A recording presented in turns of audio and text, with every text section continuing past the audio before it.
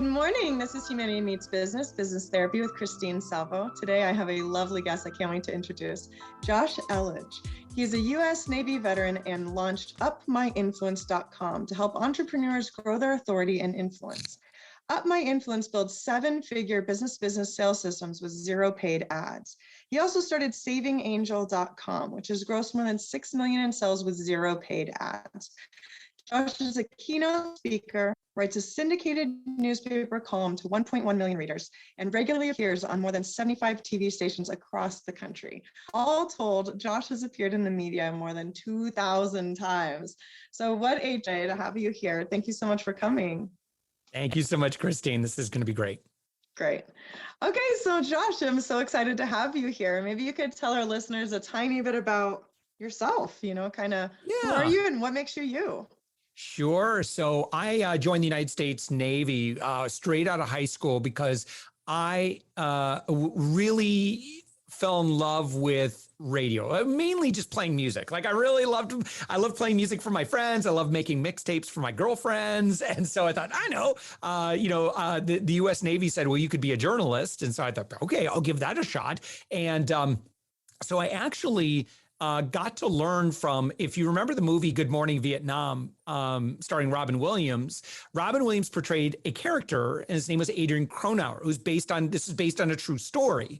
I got to learn from Adrian Cronauer, and Adrian Cronauer taught me about the sacred obligation we have when we take the mantle of platform, right? When we say, I'm going to serve an audience, and we have a sacred obligation with that audience to provide value, to be honest, to be forthright, to always look out for their needs. That's why we do what we do. And that really inspired me. And what I found, and it's kind of funny, Christine, you and I were talking about this. You're a licensed marriage and family therapist. My wife is a licensed marriage and family therapist. And my wife and I were actually in college together studying family therapy. That was my dream, to be a love doctor on the radio. Well, that didn't happen. I got involved in internet development, became an internet developer back in the late 90s, and just kind of got that bug. And so I ended up starting a number of businesses, and the first 6 businesses failed. Some, I made an exit, and a couple of them, I had some pretty spectacular failures. But then that led me to starting SavingsAngel.com in January 2007. Savings Angel would go on to become a 6-figure a year company. And I did that, Christine, with zero paid ads. So how did I do that? Well, yeah, great question. Yeah, no kidding. Excellent question. So in the beginning, I had no money to, and I knew that exposure was everything. I mean, that's just the simple fact. I mean, so I actually reached out to local radio stations, local TV stations, local newspapers, anyone that had an audience at that time. Social media was still kind of in its infancy. And so I just said, listen, I would love to be of service. This is my area of expertise. I know how to save money and get deals and hookups and upgrades on anything. You can, a matter of fact, every week, what I can do is I'd love to do a segment, and I'm going to teach your listeners how to right? And so like how to get, Cheerios for 50 cents a box. And then I would explain exactly how to do that, right? This was good content, right? And I didn't worry, Christine, about selling, because I didn't think that would be appropriate. And if, in fact, if someone started selling at me at that level, it would just feel icky. So I'm like, well, I'm not going to do that because I don't want to. But here's the thing that happened. The more generous you are, the more that people appreciate that, and the more they want to engage with you.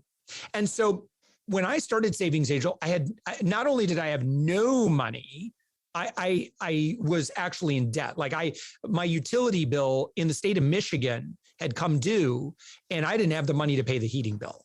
And this was January, February, March. And so you need heat in Michigan in March. In fact, you're going to need it for a couple more months. So I did the rip for my very first radio segment. and it was with a local Christian radio station in Holland, Michigan. And as we did the segment together, I had no way of finding out like what happened, right? I just gave the value. The hosts were all like, hey, that's great. Hey, you can go visit Josh at savingsangel.com. And so I got home, Christine, and I had earned in that one little 2-3 minute TV radio segment, I had earned enough to pay my heating bill. And and that was recurring money too. I'm like, oh my gosh, this I is might incredible. be able to pay more than 1 month. Well, let's do that again. Yeah. So I kept on just showing up. I kept on, inviting. And again, every single person I reached out to, I'm like, it is all about the audience. It is all about service. It's all about, great quality, great value. So that led to ultimately to me doing syndicated radio. I started writing a small town newspaper column every month. That turned into a weekly column. Then it turned into a syndicated newspaper column that I've been doing since late 2008. So, however, boy, that's a lot of years. Every single week, I write a newspaper column, syndicated newspaper column on how to save money on everything in life. And then TV has really become my bread and butter. And I did a TV segment in Kalamazoo, Michigan. And again, it was about just how to save money on stuff. And that led to more invitations to Grand Rapids, then Chicago TV, and then syndicated TV. But today I've done about 850 TV segments. That is all I do when it comes to advertising, right? Is that I give so much value in that segment that audiences naturally want more. And when the value proposition is high enough, it requires an investment, which I would ask, right? If, for a Savings Angel membership, we don't do that anymore, but, it's a $20 a month membership. And that $20 a month became a 6-figure a month revenue stream. So not a bad gig. And, to kind of continue with that story, I had really enjoyed being able to get in the media, and I started helping other people do the same thing. I was serving pro bono in our local startup community. We moved down to Orlando, Florida with, my family, and I started serving women-owned, minority-owned, veteran-owned businesses, and I would just work for free, basically. Serve on boards, serve on, mentoring, do workshops, with SBDC or, the women-owned organization, minority organizations. But here's the thing. When for someone who's like struggling there's not a lot of momentum going right now, just stay active, do as much as you possibly can to serve audiences. Because Christine, one thing I learned is that where you plant your seeds is not necessarily where you will reap your harvest. Now, as a result of as a result of that, just doing all that good stuff, people then started like, well, can I hire you for media consulting and PR? And I'm like, I guess, I don't know. Yeah, I guess so. I don't know. I can tell you, Christy, I was like, I was so nervous about practicing PR without a license. I was like, I don't know, maybe I guess you could pay me. I mean, so I was afraid of getting in trouble. Like someone was going to call me out. You don't have a degree in public relations. How dare you? But I did it anyway. So yeah. So that became UpMyInfluence, kind of the first version of UpMyInfluence. And I don't mean to make this story too long, but it really gets kind of cool because like a lot of other consultants, coaches, and freelancers and agency owners, which we had definitely become an agency by that point. Like we had good months, and then we had months that were like, it's like, I'd have a couple months where like there'd be like no new clients. I'm like, well, that sucks. I can't have that. So what can I do? Tried advertising. That didn't work. I tried some different things. I'm like, I don't want to do the traditional marketing. I'm just going to keep doing what I do best and just keep on serving. So I'd speak at conferences, get some more business, but this thing with platform, Christine, it goes both ways. And I think that's maybe what a lot of people don't realize is there's just as much value for the host as there is for the guest. The value for the host. And so I started a podcast. Actually, this would be my second podcast. I'd already been doing the Savings Angel show. So I'm like, well, hey, why don't I create another podcast called The Thoughtful Entrepreneur? And I'm just going to use it as a networking tool. And I'm going to give, I'm going to serve, I'm going to find great business owners, and I'm going to celebrate them first. and I'm going to give to them first. And then we'll see what happens to the relationship. And I thought, well, what would happen if I interviewed like 7 people a week rather than just 1 a week? Well, what I found is that the networking opportunities that came from me spending time with that many people ended up leading to a lot of business. And so much so that one of my, business started, kind of taking off. One of my clients said, hey, the PR is all well and good, but would you build that sales system for me? Like the thing that you're doing with the podcast? I'm like, yeah, okay, cool. So I did it. She ended up doing, she was selling a $25,000 mastermind.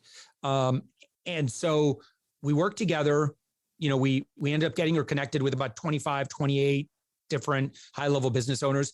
She ended up selling 7 of her mastermind programs, made, Christine, I kid you not, $175,000 for 90 days of work.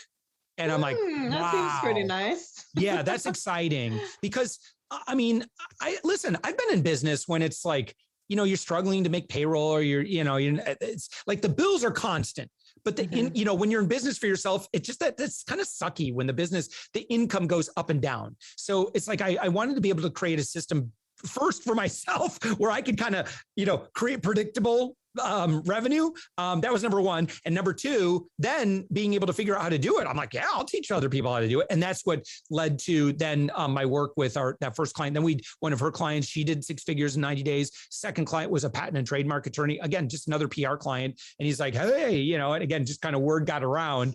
And so we started working with him, and within 60 days, he had more business he could handle. And so this is my message. This is why I'm on the earth today, is that when you have these 3 elements, business is just so easy. And I say that not with arrogance or pride. It's just like, thank God, really, because business can be tough. But here are the 3 elements. If you're taking notes, right? Number 1 is authority. And these 3 things we'll talk about, I'm sure. Authority is number 1, because that's what consumers do. They check you out. And I don't care who you work with. I don't care who you sell to. We all check out stuff before we buy today, especially high ticket decision makers. You better believe they're protective of their time and their budget and that sort of thing. So you gotta focus on authority. Number 2 is generosity. You have to make it insanely easy for people to build a relationship with you. And if everything's a paywall and you're just like trying to sell your stuff all the time, yeah, good luck today.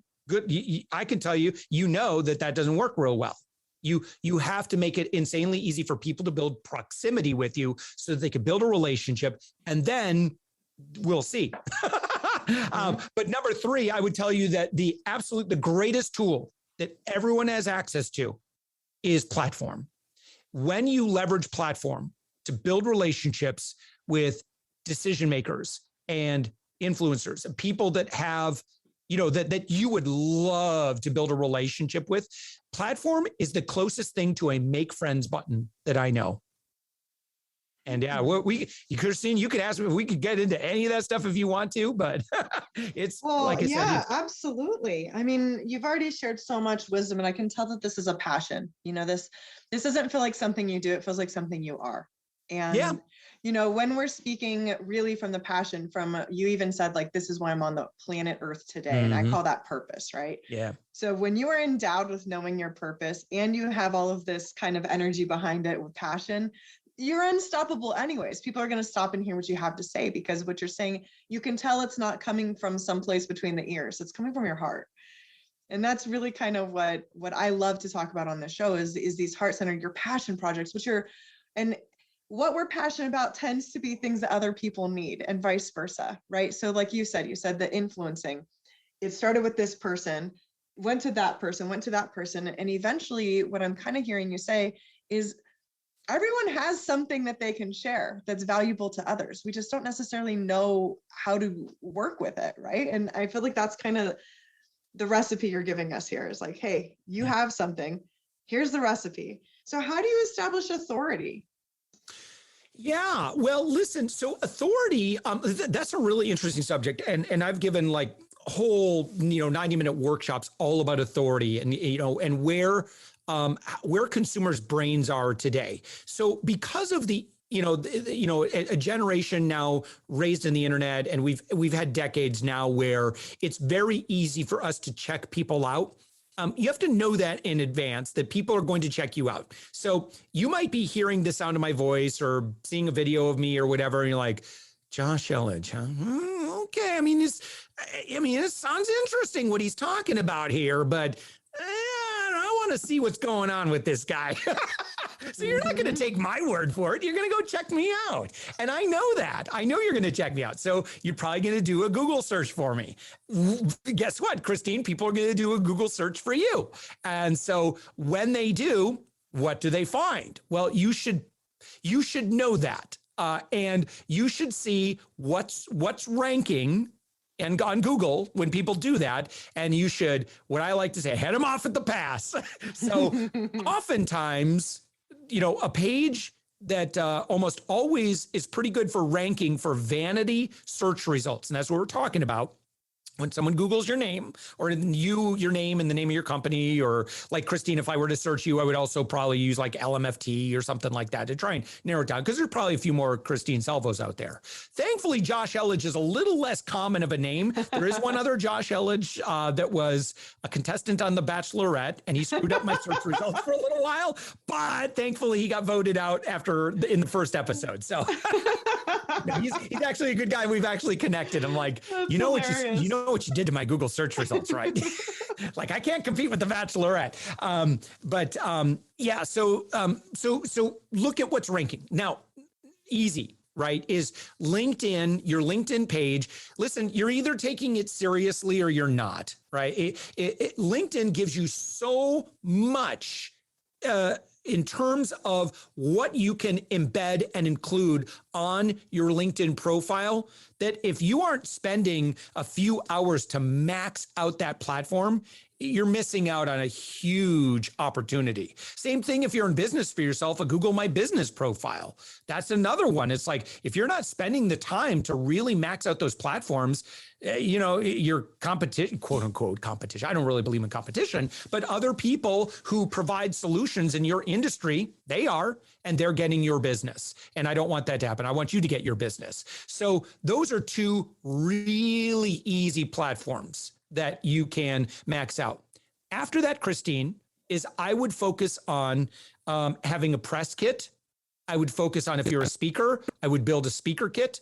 I would, start collecting any content that you do on other platforms and embedding that stuff onto a, hey, if you want to book me, here's what it looks like. So you can see, by the way, if you want to see examples of all of this stuff, you just Google me first off, and then go lurk and go spy on me and see what I do, and just copy me. That's great free advice. You don't need to pay me a dime for that. Like, I'm going to work for you for free, and we'll never know that unless you please let me know if I brought you some value there. That would be cool. Absolutely. And modeling is one of the best ways to get ahead fast, right? Like, yes, find someone that's doing it and doing it well, and then model what they do. That's it. That's so there's 4 ways that we learn everything, right? Number 1 is learn knowledge. Oh, you listen to Josh. Oh, okay, all right, I'm going to do that. And so you just learn something. You read a book. Oh, okay, all right, good. I'm going to take action on that. Then there's number 2, activity knowledge. Activity knowledge, 10 times more powerful than learn knowledge.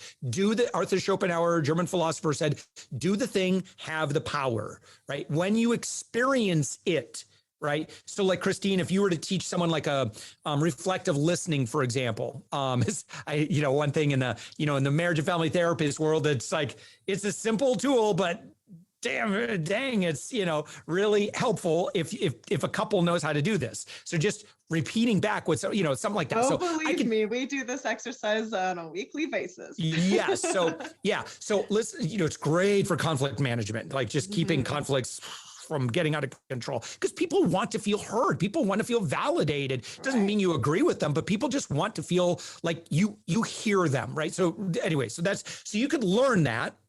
And then, Christine, you could practice it. And when you practice it, you get much, much better at it, right? And so that's number 2, activity knowledge. Number 3, what you talked about, modeling knowledge. Find someone who has what you have, just do what they do, and you get the same results. And then finally, number 4 is teaching knowledge, where the teacher typically, that's where you teach this thing, and then it reinforces, and where the student becomes a teacher. And because of that awesome dynamic of giving value and serving, and it reinforces those philosophies and those beliefs and that knowledge in yourself, and it really cements it as part of who you are. Sorry, a little detour to talk about learning styles or how we acquire knowledge, but it's really, really important stuff. So when you're talking generosity, what do you elaborate on that a little bit? Yeah. So listen, there's one book I'm going to recommend, actually one of 2 books. And the book is, Bob Burg wrote a book called The Go-Giver.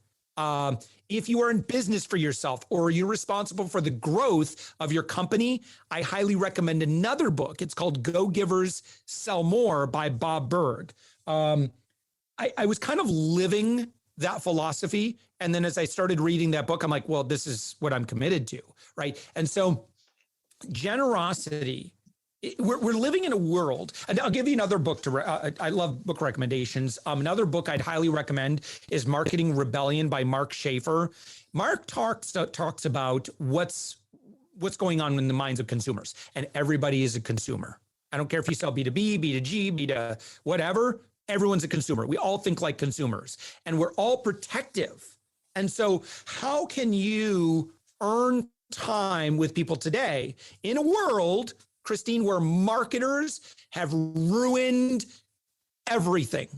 Marketers they truly have. They've overfished the waters, and social media is part of the problem. But the American Marketing Association estimates that the average consumer is exposed to over 2,000 brand or advertising messages a day. Wow. In the typical social media world that we live in, it's just ads everywhere. And so what do you imagine would happen to a population who was experimented on in that way? We become numb to it. And every time we see an ad, we instantly reflectively say, up, and you put the guard up, right? So how then, if you're a business owner trying to survive, well, you can look at top companies know this, right? And so I think if you look at most successful ads today, they're not filled with, they're not like ads in the past, where ads in the past were all about, we got to get the talking points, and we got to get the value proposition in there, and blah, blah, blah, blah. Like no company does that anymore. It's all about breaking through with story, with emotion, with humor. It's just about, listen, we're not going to convince anybody of anything in 30 seconds. So we may as well get them to like us. And that's what works in advertising today is, the best you could do is get people to like you. And so now you could do that, and you could pay a bunch of money through ads, but it was the founder of Geek Squad who said this, and this is powerful, and you might want to write this down to our listeners here, our listener here. Advertising is the tax you pay for being unremarkable. I'm not saying you shouldn't advertise. I mean, you got to pay your taxes, but if you instead invest in content, invest in, in how can I serve in a one-to-many way, then people will give you their attention because they know what's in your heart. And I got to say this, Christine, too. Whatever your intention is, we know. We know exactly what your intention is. So if your intention is, got to make some sales, we know, we feel it. You cannot fool consumers today. Okay. So if you're in a position where when you wake up in the morning, your feet hit the ground, you're like, who am I going to sell to today? Guess what? You're broadcasting that on all channels. We know what your energy communicates in unconscious, subconscious ways that we all pick up on. But even if you're not even saying the words, we can tell that you need that sale. And when you need that sale, it's not really what we woke up in the morning, thinking, what do I want? I want to give this guy some money. It's like, we don't do that. What we want is we have our own needs that need to get met, our own pain that needs to get solved, our own, desire for significance or variety or security or whatever those emotions are that we're trying to fill. So we're looking around for ways to fill that. And if you come along and you help us do that, and you're more interested in my success or happiness than your own, I'm going to feel that too. And so you got to get your heart straight. And sadly, there are a lot of marketing gurus out there that will just tell you that it's just a numbers game. And you just got to, broadcast your sales message to more and more people. And you got to use hypnotic sales copy and all that other, just manipulative garbage. Okay. And so if you've tried it and you've invested a bunch of money in it and it didn't work, I'm sorry, it's not your fault. You were just sold a bill of goods. So my urging would be just try to be much more authentic and transparent with people, because we all know anyway. So you may as well just drop your guard and just tell us the way it is. What can you do? So like a great Christine, and I do this in speaking, like I've spoke for the Tony Robbins organization. I've spoke at lots of professional podcasting conferences, social media conferences, marketing conferences. And, my goal is like, look, I will, where you plant your seeds is not necessarily where you reap your harvest, right? So I'm just going to go and I'm going to say, what is the most valuable thing that I can offer in my 30-minute speaking spot? How can I give $20,000 worth of value to everybody who's in attendance with little regard for what I'm going to get in return? Like, trust me, if you're generous enough, you will be taken care of. But you gotta trust that, especially with high-level decision makers, tend to be probably the most protective of their time, attention, resources, and so forth, right? And plus they got a business to run. So, it really does need to be about them if you want to make it today in business. Oh, I love it. Yeah, I mean, I took definitely 2 full pages of notes on all of the knowledge that you shared today. And, that's one of my purposes in having this show is I learned so much and I get to meet the greatest people. And especially, you said it already, we are definitely given a lot of information. And if we're speaking reality wise, not a lot of it's positive. So meeting people like this, seeing the good that people are doing in the world, living from their heart, and then just giving, like you said, giving it forward, giving it any way you can, whether that's a tip, a trick, a book, or some kind of service. I think that's the most beautiful thing that we can do right now. And the world just needs more of that. So thank you so much for doing what you do and sharing what you shared today. It's been invaluable. So thank you so much, Christine. I appreciate it. Yeah. For anyone that wants to know more or follow your work, where would they find you? Yeah, there's a couple ways. I as a podcaster, we've produced now I've recorded about 1,200 episodes. I profile successful entrepreneurs. So if you are at the point in business, particularly if you're, B2B, and you're doing 6 figures or more, I would love to, I'm always looking for great guests. So I just want to put that out there. And so you can apply to be a guest, and that's at www.upmyinfluence.com/guest. If you're not quite at that level and you're like, I kind of like this stuff that this guy's been talking about, listen, I will teach you for free and we can spend a lot more time together. And if we never do business together, I am completely okay with that.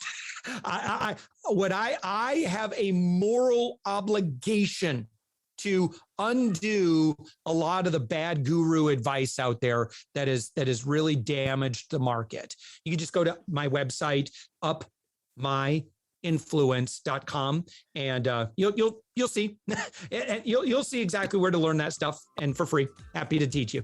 Wow, that's quite amazing. Okay, so if he didn't over deliver right now, I don't know what else he could do. So that was wonderful. Thanks for offering that, Josh. So it's been wonderful having you as a guest. It's been Humanity Meets Business, Business Therapy with Christine Salvo, licensed marriage and family therapist, advanced certified mediator, and master NLP and hypnosis practitioner. Thank you so much for listening and have a wonderful day.